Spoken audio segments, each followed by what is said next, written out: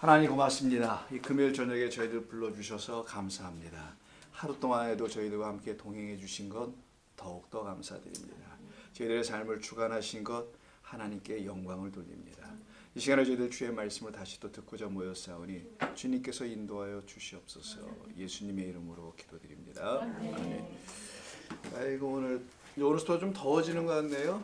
네, 그래서 사크라멘토가 이제 슬슬 더워지려고 준비하는 것 같습니다. 85도, 이제 30도 넘는 건가 섭씨로? 어떻게 해야? 자, 좋습니다. 어떻게 잘 지내셨고요? 뭐 아무도 대답이 없어. 이거 좀 녹음 중입니다. 이거. 어머 이렇게 썰렁할 수가. 자, 우리 마태복음 10장. 오늘은 40절부터 42절까지 합니다. 오늘 11장 1절까지인데 뭐 1절은 뭐 보지 않아도 되고요. 40절부터 마지막 42절, 11장 1절까지입니다. 자, 11장 1절까지 오늘 같이 읽겠습니다. 자, 몇 절 안 되니까 한 목소리 한번 읽어볼까요? 너희를 영접하는 자는 나를 영접하는 것이요 나를 영접하는 자는 나를 보내신 이를 영접하는 것이니라. 선지자의 이름으로 선지자를 영접하는 자는 선지자의 상을 받을 것이요 의인의 이름으로 의인을 영접하는 자는 의인의 상을 받을 것이요 또 누구든지 제자의 이름으로 이 작은 자 중 하나에게 냉수 한 그릇이라도 주는 자는 내가 진실로 너희에게 이르노니 사람이 결단코 사람을 잃지 아니하리라 하시니라. 예수께서 12 제자에게 명하시기를 마치시고 이에 그들의 여러 동네에서 가르치시며 전도하시려고 거기를 떠나가시니라. 아멘. 소위 파송설교라고 우리가 일반적으로 이름을 지은 것이 이제 10장인데요. 제자들을 파송하는 그런 이야기입니다. 세상에 나와서 예수님께서 하셨던 것처럼 그 복음을 전하라고 명하시는 거죠. 그래서 마태복음 마지막 28장에서는 다시 한번 명령하시죠. 세상 끝까지 이르러 뭐 이런 표현하시면서 가서 복음을 전하는 이야기를 하시게 됩니다. 이게 마태복음의 특징이기도 하죠. 자, 오늘 보면은 그 파송에 관계된 말씀의 마지막 부분이에요. 자, 너희를 영접하는 자는 나를 영접하는 것이요 나를 영접하는 자는 나를 보내신 이를 영접하시는 이걸 점층법이라 하나요? 이렇게 해서 점층적으로 이렇게 말씀해 나가시죠. 그러니까 이 복음을 들었던 제자들 너희들로부터 시작해서 그 복음을 전해 주셨던 예수님으로 말미암아 그리고 결국은 그를 보내신 아버지 하나님에게까지 이렇게 이제 순서대로 정해져 나가지 않습니까? 즉 너희들을 영접한다는 것은 이렇게 얘기하는 거. 너희들이 가서 복음을 전할 때 너희들을 영접하는 자들이 있고 영접하지 않는 자들이 있는데 영접한다는 것은 너희를 영접하는 것이 아니라 나를 영접하는 것이며 또 나를 영접했다라는 것은 나를 보내신 이를 영접하는 것이다 라고 가르쳐 주십니다. 이건 일종의 3단 노법인데요. 그래서 우리가 이 말을 어떻게 이해하고 들어야 되냐면 그러므로 우리 주님이 하시려고 하셨던 말씀은 나를 영접하여 아버지 하나님을 영접하게 된 너희들이 이런 얘기인 거예요. 나를 영접하여 결국은 아버지 하나님을 영접하게 되었던 즉 나를 보내신 이를 영접하게 되었던 너희들을 영접하는 자들이 있을 거라는 겁니다. 그들은 나를 통하여 결국은 아버지 하나님을 영접하게 될 것이다. 그러니 너희들이 중요하다는 것이겠죠. 이런 말씀하는 겁니다. 너희들에게 주어진 그 사명이 막중하다라는 그런 의미를 여기서 알려주는 것이죠. 만약에 이게 예수님에게서 12제자로 끝나버리면 12명으로 끝나는 거잖아요. 예를 들면. 근데 이게 그런 말씀이 아니고 더 나아가서 그러므로 하는 차원으로 생각하게 하시려고 했던 것은 그 복음을 듣고 결국 나가서 복음을 전해야 할 예수님의 제자들로 말미암는 또 다른 제자들 또 그 제자들로 말미암은 또 다른 제자들 그래서 너희는 가서 제자 삼아라 라는 말씀이 이제 마태복음 28장 끝부분에서 모든 족속에게로 제자 삼으라는 이야기로 말씀을 하시게 되는 거겠죠. 그래서 마태복음 10장 40절은 그렇게 시작하는 겁니다. 이게 이제 결론 부분에 왔으니까 너희가 세상에 나가면 영접하게 될 것이 있을 것이다. 그래서 이때 영접하다는 말이 나오죠. 영접하다. 자, 환영한다는 말이겠죠. 뭐 다른 말로 하면 이걸 헬라어로는 데코마이라고 해요. 이렇게 쓰는데요. 이 데코마이는 받아들이다라는 의미가 있고 그래서 take, 뭐 receive accept 아니면 welcome 이런 단어의 특성을 좀 더 갖고 있어요. 그러니까 여기서는 저 영접하다라는 말로 우리말로 이렇게 번역을 했는데 뭐 너희들을 받아들일 거라는 거예요. 수용할 거다 이런 표현. 더 쉽게 얘기하면 수용하고 환영해 줄 거다. 그럼 수용하고 환영해 주려면 수용하는 사람들이 이 뭔가를 가지고 나갔던 제자들의 말을 알아듣고 환영을 해주는 것이지 그렇지 않으면 환영을 안 해줄 거라는 그런 것을 담고 있는 거겠죠. 그래서 여기서 데코마이라는 말을 쓰게 되는데 이 말씀은 사실은 이 10장에 이미 있습니다. 이 앞에 14절 한번 보세요 여러분.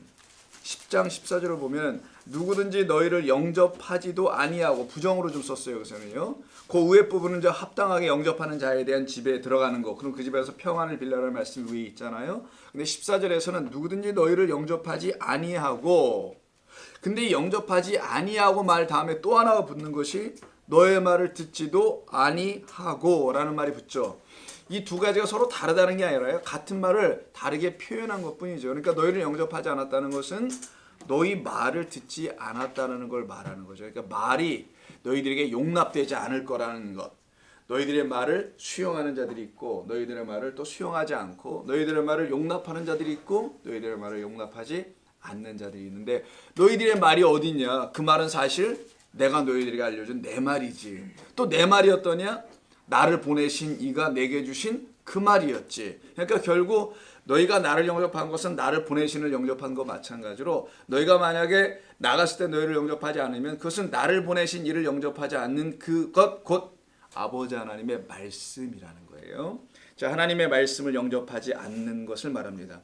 그래서 오늘 본문 40절, 42절에서 1절에서 계속 영접이 나오죠.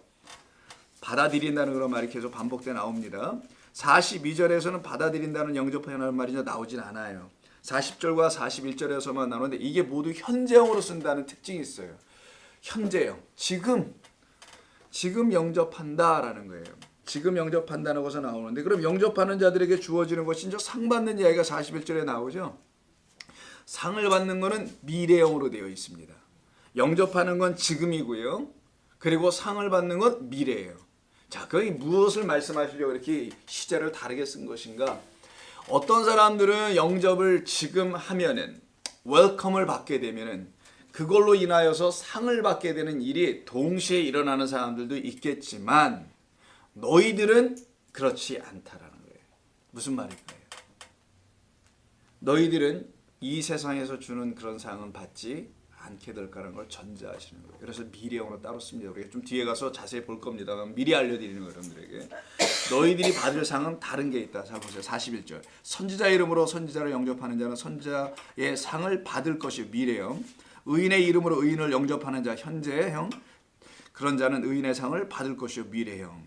그리고 상을 잃지 않을 것이라는 마지막 42절 끝부분에 있죠. 부정문으로 썼지만 이 부분도 미래형이에요. 그러니까 결단코 상을 잃지 않게 될 거라는 확신을 주시는 거예요. 부정어는 아니고요.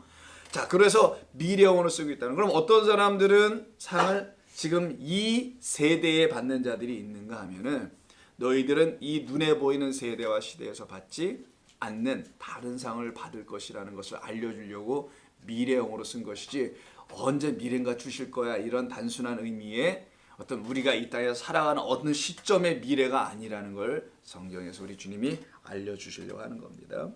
그래서 여기 이제 10장 14절의 말씀 바로 그런 의미가 즉 단순히 예수님을 영접하고 그 제자들을 영접하는 게 아니라 말씀을 영접한다는 것, 말씀을 환영한다는 것, 말씀을 용납한다는 겁니다. 자, 그럼 어떤 말씀이었나? 요한복음 17장 한번 보세요.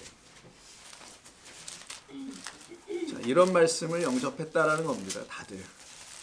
결국은 이 말씀 영접하게 하는 이거 결국은 뭐 다른 데 있잖아요. 17장 8절. 요한복음 17장 8절 177년. 자, 나는 아버지께서 내게 주신 말씀을 하죠. 예수님께서 이 땅에 오셔서 하신 말은 자기 말을 하지 않으셨다고 말씀하지 않습니까? 당신의 말로 하신 것이 아니라 아버지께서 내게 주신 말씀을 그들에게 주었다라고 마지막에 하나님 앞에 이렇게 말씀하시죠. 자, 나는 아버지께서 내게 주신 말씀을 그들 제자들에게 주었사오며 그들은 이것을 받고 영접해요. 안 받는데 받고 내가 아버지께로부터 나온 줄 참으로 깨달아 알게 되고 이 말씀을 받아야만이 아버지께서 나를 보내신 줄도 결국은 그들이 믿게 되었습니다라고 말씀하시는 시작점이 아버지께서 내게 주신 말씀이라는 겁니다. 그래서 제자들에게 너희가 나갔을 때 복음을 전하는 과정에 14절에서 아까 말씀한 게 너희 말을 듣지 아니하는 건 너희 말을 듣지 않는 게 아니라 너희는 확신을 갖고 있어야 된다. 너희들을 거부한 게 아니야. 그거는 바로 나의 말, 나를 보내신 이의 말씀을 거부하는 것뿐이란다 라고 가르쳐 주신 말씀입니다. 자, 이런 말씀은 그럼 사도 바울은 또 어떻게 표현하는지 한번 들어볼까요? 자, 데살로니가전서 2장 13절 한번 보세요. 2장 13절. 데살로니가전서 2장 13절 한번 볼까요?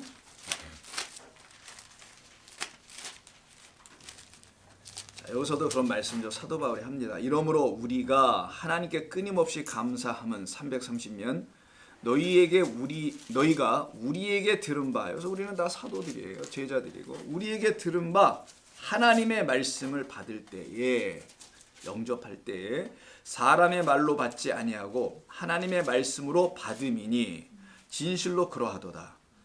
이 말씀이 또한 너희 믿는 자 가운데에서만 역사하느니라. 믿음은 들음에서 난다는 말씀, 그 들음은 그리스도의 말씀이다. 이때 말씀도 레마였죠. 깨닫게 하시는 성령의 음성이란 뜻이죠. 그것으로 말미암아 이루어지는 것이 로마서 10장 17절이죠. 보지는 않겠습니다. 오늘 새벽기도 때도 말씀했으니까. 자, 이 말씀대로 이 두 가지 데살로니가전서나 로마서나 다 사도 바울이 기록한 건데요.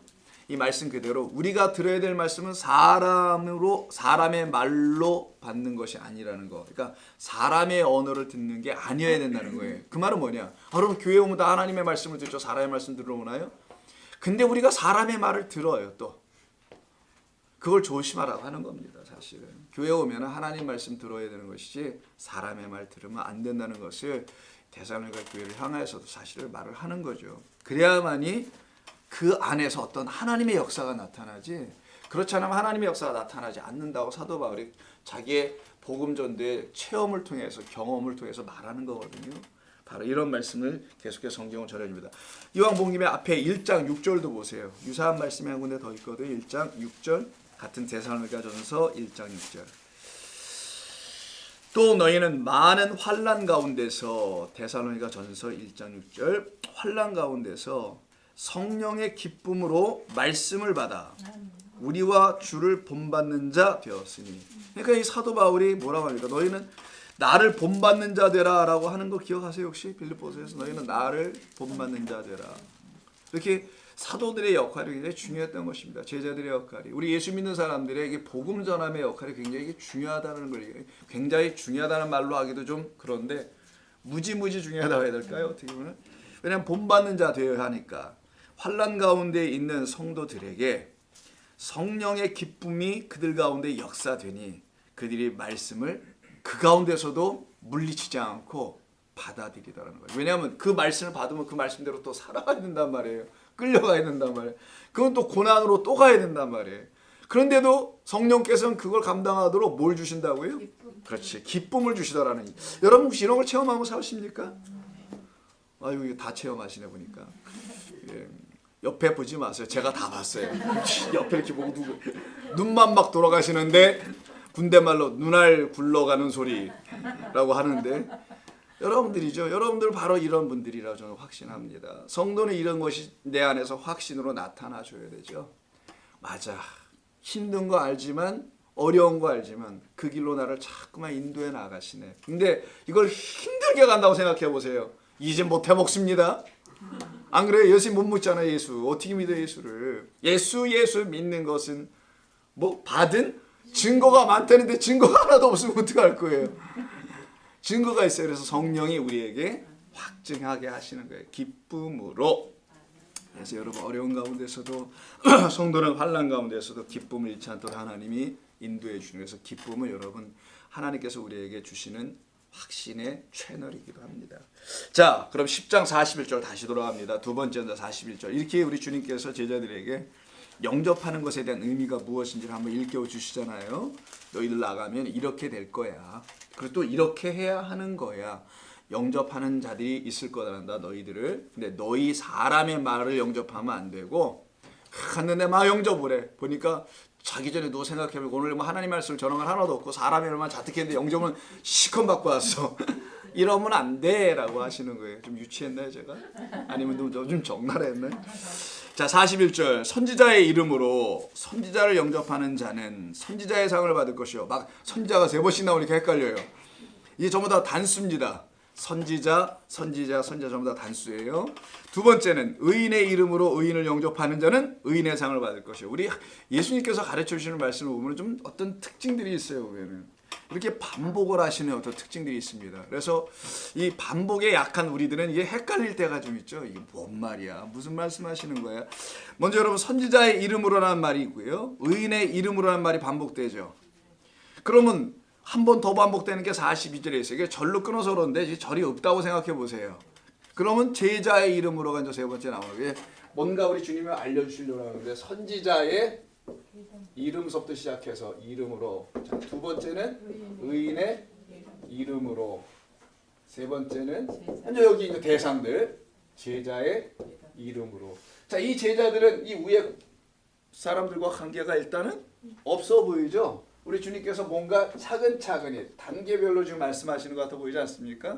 가서 제자 삼아야 될 그 이미 당신께서 삼으신 제자들을 1차적으로 이 마태복음에서 말씀하는 거고요. 이들로 말미암아 나중에 성령을 이들이 받게 되면 제자를 삼아 나가게 될 것인 줄 우리가 알게 되는 건데 알고 있는 건데 자 그럼 선지자의 이름으로 누굴 또 영접한대요? 선지자. 선지자를 영접한답니다. 의인의 이름으로는 또 의인을 영접할 거예요. 의인. 그럼 제자 이름으로 제자를 영접해야 되나요? 여기 아니에요. 네. 제자들은 이제 달라집니다. 자, 그럼 제자 이름으로는 가로치고 누구를 영접하게 하는 건가가 질문이 되는 거예요. 근데 이 자리에 누가 들어와 있어요? 어디 있어 이게? 이게 정답도 아닌 오답도 아닌 이상한 답을 막. 자 42절 또 누구든지 제자 이름으로 이 작은 자 중에 하나에게 냉수 한 그릇이라도 주는 자는 내가 진실로 너희에게 이르노니 사람이 결단코 상을 잃지 아니라.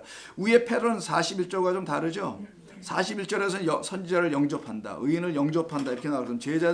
제자의 이름으로 제자를 영접하면 이렇게 돼야 되는 게 맞잖아요. 패턴 자체는. 근데 그렇게 안 쓰셨다라는 거예요. 말씀 안 하시더라는 거예요. 그러면 그리고 가로를 쳐놓고는 이 괄호 안에 들어갈 내용으로는 뭐를 알려주시냐면 작은 자 중 하나를 어떻게 하나에게 물 냉수라고 해놨나요?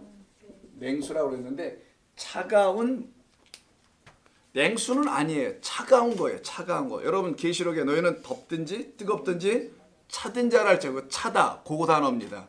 근데 그럼 뭐 배경은 물일 수 있겠죠. 그러나 그게 물일까요? 계시록에서 말씀 3장에서 말씀한 게 그들의 영적 상태를 말하는 거잖아요. 그들의 영적 상태가 뜨겁든지 차든지 하라. 여러분 꼭 물만 차갑지 않잖아요. 쇠붙이도 차갑거나 뜨거울 수 있고 모든 열을 전도할 수 있는 것이면 다 뜨겁거나 차가울 수 있는데 우리 사람을 놓고 설명하신 거란 말이에요. 계시록에서는. 자 그렇다면 그때 나온 게 이제 차가운 건데 그 차가운 그릇 이런 표현이에요. 직역은 아주 차가운 그릇이에요. 차가운 그릇을 어떤 작은 자 하나에게 준다. 이건 좀 의역하면은 저 냉수 한 그릇이다. 물을 말하는 것은 맞아요. 근데 직역은 이런 것이 있다는 걸 알아두시고 자 뭔가 차갑든지 뜨겁게 하는 것을 전제로 하는 단어가 여기 있다라는 거. 그러니까 뜨끈미지근하게 하지 않는다는 전제가 이 가운데 좀 있다라는 거 여러분 아시면 우리 예수님께서 제자들에게 말씀하신 거 작은 자 중에 하나에게 차든지 뜨겁든지 어떤 거를 주라는 거잖아요. 지금 주게 되면 이런 말입니다. 요게 지금 요 가로 안에 들어와 있는 내용이에요. 사실은. 자 한번 그것까지 좀 더 보겠습니다. 작은 자 중에 냉수 한 그릇이라도 주는 자는 내가 진실로 너에게 이르노니 그 사람 이 준 사람이 결단코 상을 잃지 않게 될 거라는 거. 자 그러면은 선지자 이름으로 한 선지자를 영접하면 선지자의 상을 받아요. 그리고 의인의 이름으로 의인을 영접하면 의인의 상을 받아요. 자 그럼 40절 먼저 한번 보세요. 누구 영접하게 하시려고 이렇게 예수님께서 계속 말씀하신 거예요? 40절에서는